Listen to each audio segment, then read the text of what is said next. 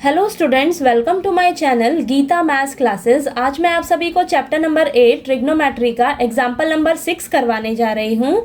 हमें दिया है in triangle A B C right angled at B, A B is equal to 5 centimetre, angle A C B is equal to 30 degree, determine the length of the side B C and A C. हमें एक triangle दे रखा है A B सी जिसमें right angle है B point पर, ठीक है, और ए बी साइड हमें दे रखी है 5 सेंटीमीटर और एंगल ए सी बी हमें दिया है 30 डिग्री, यानी कि एंगल सी हमें दिया है 30 डिग्री और हमें बी सी साइड और ए सी साइड निकाल कर बतानी है। ठीक है, तो चलिए इसको सॉल्व करते हैं हम। सबसे पहला काम आपने क्या करना है, एक राइट एंगल ट्राइंगल ड्रॉ कर लेना है ए बी सी, ठीक है, जिसमें हमें बी पॉइंट पर राइट एंगल बोला है, यानी कि बी पॉइंट हमारा हो जाएगा 90 डिग्री और एंगल सी हमें दिया है 30 डिग्री, तो वो हम लिख लेंगे और ए बी साइड हमें दे रखी है 5 सेंटीमीटर। ठीक है, तो अब सबसे पहले हम क्या करेंगे, लिखेंगे in triangle A B C right angle at B, ठीक है, हमें दे रखा है A B is equal to 5 centimetre और angle A C B is equal to 30 degree. अब हमें ये दो चीज़ें दे रखी हैं, एक साइड दी है और एक एंगल दिया है। अब इन्हीं दोनों को यूज़ करके ना हमसे जो पूछा है वो हम फाइंड आउट करेंगे। ठीक है, तो अब ध्यान से समझिए अब इसको हम कैसे करेंगे। इन दोनों को यूज़ करके जो हमसे पूछा है वो हम निकालेंगे।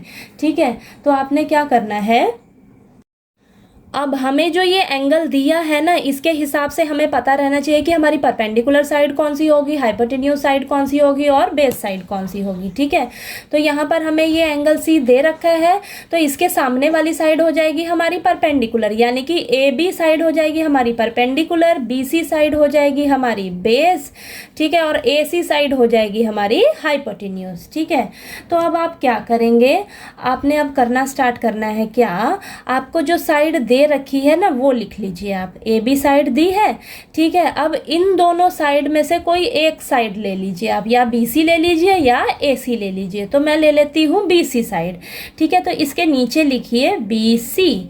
ठीक है, अब आप देख रहे हो जो ए बी साइड है वो आपकी परपेंडिकुलर साइड है और जो बी सी साइड है वो आपकी बेस वाली साइड है। ठीक है, तो आपको ये फॉर्मूला पता है, पीले बेटा पीले हर हर बोल के। ठीक है, यानी कि ये ए बी जो है वो आपको परपेंडिकुलर दिया है और बी सी जो है वो आपको बेस दिया है, तो यानी कि ये किसका फॉर्मूला बन रहा है आपका, टैन का। ठीक है, तो हम इसको किसके इक्वल लिख देंगे, टैन के, टैन थीटा का है।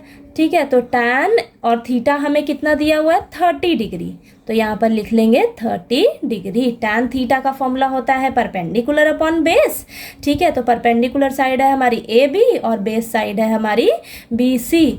ठीक है, और थीटा जो हमें 30 डिग्री दी है, तो आपने कंफ्यूज नहीं होना है कि हम यहाँ पर टैन लेंगे, साइन लेंगे, कॉस लेंगे, क्या लेंगे। ठीक है, तो बस आपने क्या करना है, आपको जो साइड दे रखी है वो लिख लीजिए आप और किसी भी एक साइड को कंसीडर कर लीजिए। तो मैं यहाँ पर बी सी साइड कंसीडर कर लेती हूँ, बी सी साइड मैंने कंसीडर की। अब आपने देखना है, मैंने आपको बताया कि ए बी साइड जो आपकी परपेंडिकुलर है, बी सी साइड आपका बेस है, यानी कि perpendicular upon base. Perpendicular upon base किसका फॉर्मूला होता है, टैन थीटा का।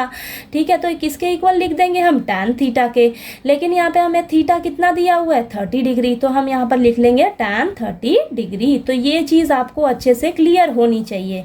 ठीक है, तो ये आपको क्लियर अच्छे से हो गई होगी, कोई कंफ्यूजन नहीं होनी चाहिए। ठीक है, अब आपको ए बी साइड जो दे रखी है वो 5 दे रखी है, बी सी साइड हमें निकालनी है, तो उसको ऐसे ही लिख लीजिए।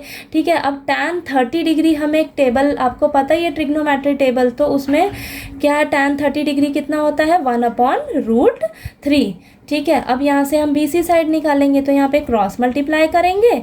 ठीक है, तो 5 × √3 हो जाएगा is equal to B C, यानी कि बी सी साइड हमारे पास कितनी निकल गई, 5√3। ठीक है, ये आपके पास निकल कर आ गई साइड। यहाँ पर ये सेंटीमीटर लिख लीजिए आप, ठीक है। तो आपको इन क्वेश्चंस को करने के लिए आपको ट्रिग्नोमेट्री टेबल अच्छे से लर्न होना चाहिए, ठीक है। अगर आपको ट्रिग्नोमेट्री टेबल अच्छे से लर्न है तो आप फटाफट से इन क्वेश्चंस को इजीली कर सकते हो। नेक्स्ट हमें अब हमारे पास BC साइड निकल कर आ गई, अब हम AC साइड निकालते हैं, ठीक है। अब हम AC साइड निकालते हैं, तो AC साइड निकालने के लिए हम क्या करेंगे, आप ना AB साइड ले लीजिए और AC साइड निकालनी है तो AB साइड और AC साइड को हम कंसीडर कर लेते हैं, ठीक है। तो यहाँ पर हम लिख लेते हैं AB अपॉन में AC, ठीक है, इज इक्वल टू, अब आप देखिए AB साइड जो है वो आपकी क्या है, परपेंडिकुलर है, ठीक है, और AC साइड क्या है, हाइपोटेन्यूज, ठीक है। यानी कि आपको ये फॉर्मूला तो अभी मैंने लिखवाया, पीले बेटा पीले हर हर बोल के, यानी कि जो परपेंडिकुलर अपॉन हाइपोटेन्यूज है ये किसका फॉर्मूला है, साइन थीटा का फॉर्मूला है।